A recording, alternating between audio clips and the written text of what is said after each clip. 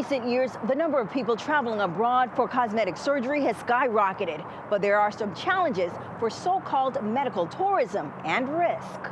The 4 U.S. citizens were abducted in broad daylight. 2 were killed. Retired FBI agents tell NBC News it shows the dangers of crossing into the southern border into territories run by drug cartels, even if the goal is to get inexpensive medical procedures. Double board-certified plastic surgeon Sabine Lovell says it's extremely risky to travel to other countries to get these procedures, and the dangers go beyond crime and safety. Oftentimes, they don't have the regulatory scrutiny that we have in the US in terms of the facilities, the medications, or even the doctors. Dr. Wright Jones, the owner of Muse Plastic Surgery, says without regulatory guidelines, the probability of complications increase. There was a study that I came across a couple years ago that looked at 53 patients that had traveled out of the country and presented to that facility.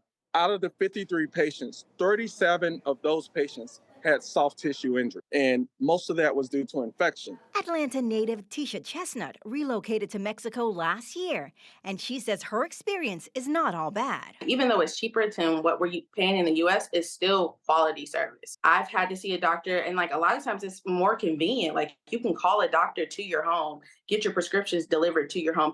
I've had doctors come and take my blood work in my home. But Chestnut says, like anything else, you should do your homework. You have to always do your due diligence and research and, know what you're getting yourself into. But Mexico as a whole, the culture, the people have always been really welcoming. And Lovell adds, your safety should always win out. You don't know who is operating on you when you go to these foreign countries. And they're not held, the people or the doctors are not held to the same standards as we are here.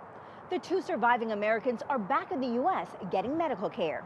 Bobeth Yates, 11 Alive News.